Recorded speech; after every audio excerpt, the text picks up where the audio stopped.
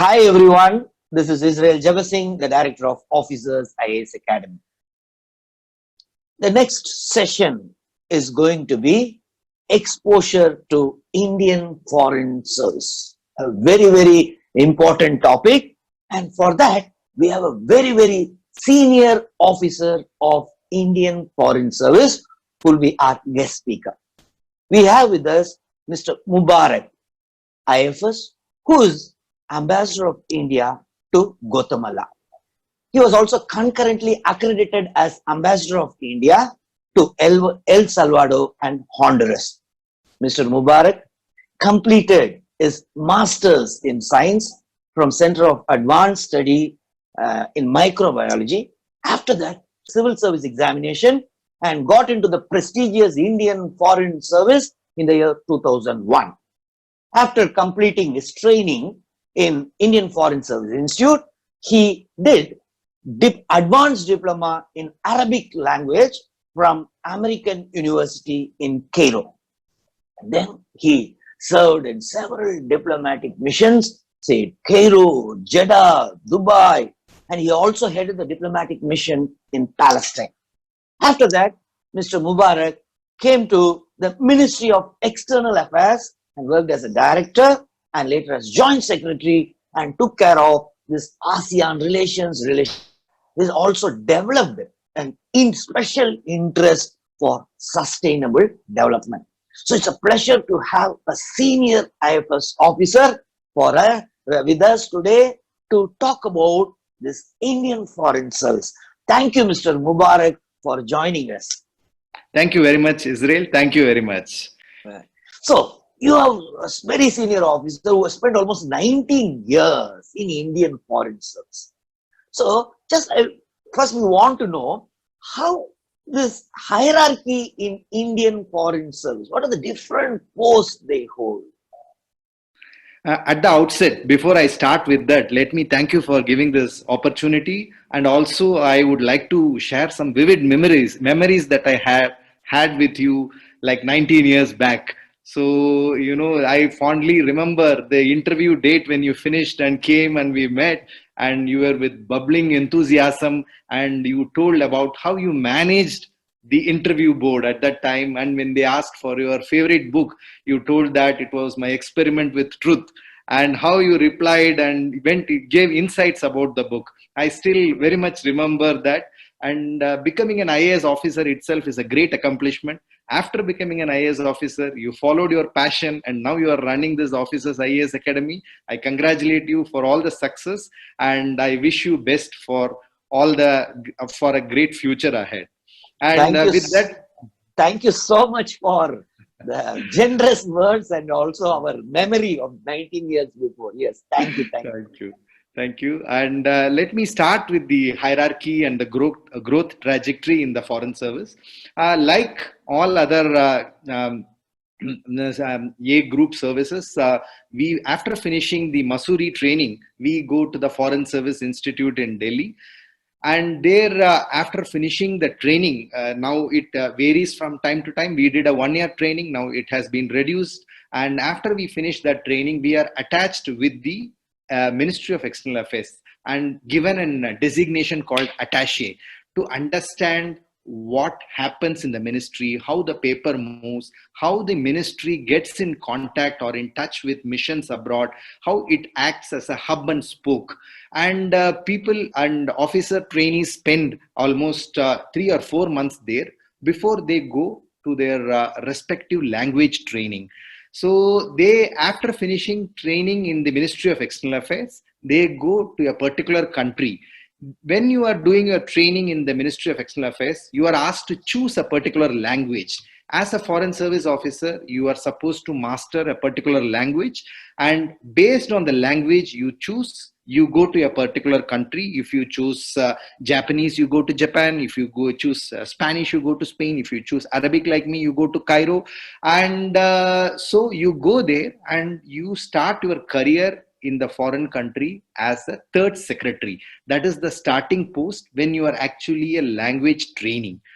And during this process, it could take languages like Spanish or French can take lesser time, and languages like Chinese or Arabic could take more time. You are supposed to master that language and also pass an exam. So this is the period when you are called a language trainee or a third secretary. The moment you pass the exam, you become a second secretary, where you have an independent function and you become a functional officer. You could be manning a political division or an economic or a commercial division or a culture division. As per the advice of the ambassador, you would be given a particular division to handle when you become second secretary. So your level starts at third secretary, then you become a second secretary, and being after almost for 7 years as second secretary, then you become a first secretary. The first secretary can be roughly equated with the deputy secretary rank officers in central government. And first secretary is a key post when it comes to missions abroad. And after finishing few years as first secretary, when you become a director, it is the equivalent rank in missions abroad or in embassies and high commissions abroad is called counselor, which is equated to the rank of a director. And then you spend few years as director, and when you are promoted as a joint secretary in the system of the central government, you take the rank of the minister. In some of the missions which are large, the minister rank exists, and in others it is either deputy chief of mission or deputy high commissioner. Then in smaller missions, when you are joint secretary, you can still become an ambassador. For larger missions and more important missions, it is either additional secretary rank or secretary rank. So this is roughly, you start as third secretary as a language trainee, then the second secretary, first secretary, counselor, minister, DCM or deputy chief of mission, and then the ambassador. This is roughly the hierarchy outside India. And in India, in the Ministry of External Affairs, starts with Under Secretary, Deputy Secretary, Director, Joint Secretary, Additional Secretary, and Secretary. So it is roughly like any other ministry in the central government. You have the same hierarchy in the Ministry of External Affairs. I hope this gives some clarity regarding the hierarchy. And in between, you'll be shuttled between Ministry of External Affairs and foreign missions. Yeah, right? That is generally if you do 2 postings abroad, that is 6 years if you spend abroad, you come back and spend roughly 3 years in the Ministry of External Affairs. Okay.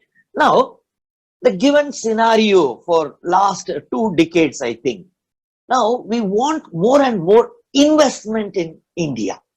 For that, we hear that IFS officers play a crucial role.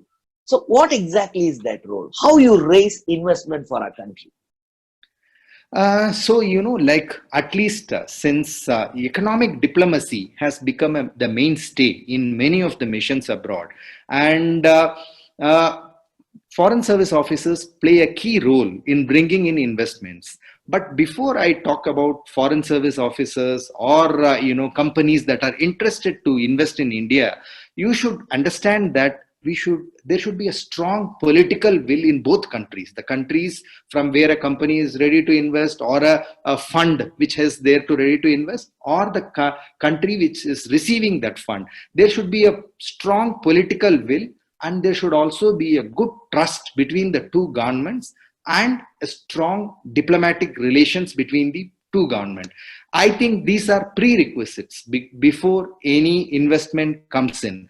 And then, as an embassy, we do a lot of branding of India, its strength and how important it is, its market size. We keep doing this to promote investments, inside investments. And if you see, all the embassies outside the world are the eyes and ears of the government. And we look for opportunities outside India, and we connect with the opportunities that are available inside India. So like you said, I was for 3 years director and then joint secretary at the later stage in the Ministry of External Affairs in the Southern Division. I will give you a few anecdotes which can be more useful to understand this scenario. So in my division, we also handled Australia. Australia has a large pension funds. They have trillions of dollars of pension funds which are invested outside the country or inside the country, which can give returns.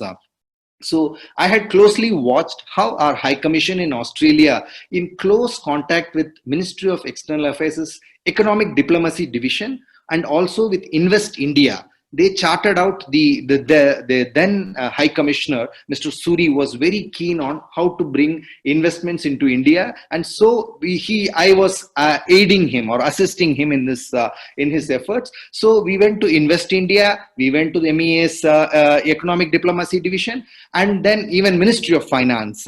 And then he took out the list of greenfield projects and brownfield projects that are available for investments, and then he connected this with fund managers in Australia. So this worked out very well, and then slowly, these fund managers started traveling to India to understand these projects or what are the available, projects that are there, and started, working on this. So it was fascinating to see the process, how a mission or a High Commission is able to connect between where the funds are available for investments and where the opportunities in India are there. I will add one more, which is relatively, which is relatively linked to my job. When National Investment and Infrastructure Funds, when they were seeking funds from outside, basically for highways, ports, and other things, so it was, the ambassador in Abu Dhabi who played an instrumental role to bring around $1 billion of fund for NIIF. Again, all this is preparatory, and a lot of preparatory work is done, and ultimately, it is the political will and the strength between the two countries and the relation and the chemistry. It all matters, and what we do is a lot of groundwork which helps in bringing in investment. So Abu Dhabi Investment Authority invested $1 billion in NIIF, that is National Investment and Infrastructure Fund, which is equivalent to 7,500 crores. And then our mission in Singapore followed suit, which, because in Southern Division we handle Singapore, I could see this closely, and our mission did a lot of groundwork to motivate Temasek, which is an investment fund in Singapore, to invest $400 million in NIIF, which is again equivalent to roughly 3,000 crores. So this is a huge amount of investments coming in. Like I said, political will, the political chemistry, the connect between the countries and leadership is all important, but we do a lot of groundwork in bringing in these investments. Just to add two more points, it is not only the investments that are coming in is important, but investments that are made outside is also important, and it is closely linked to several security of the country, like energy security and food security. If you see ONGC, they have invested in oil fields in offshore of Vietnam. They have invested in Africa to ensure that our energy security is always met. So this is again, the Ministry of External Affairs and the missions abroad are key in developing these linkages so that these energy security investments are made outwards. Also food security. You would very well know that India doesn't have much of phosphate resources, but the IFCO or the fertilizer plants from India have invested in Oman, Morocco, Jordan, where phosphate is available. This ensures that the food security of India, the farmers get quality fertilizers without interruption. So outward investment also matters. I hope this gives you some clarity about investment. So as an ambassador, or the mission's role is two-way: one, bringing investment into our country, and also bringing investment from our country to that country also, so that we get in return. Absolutely.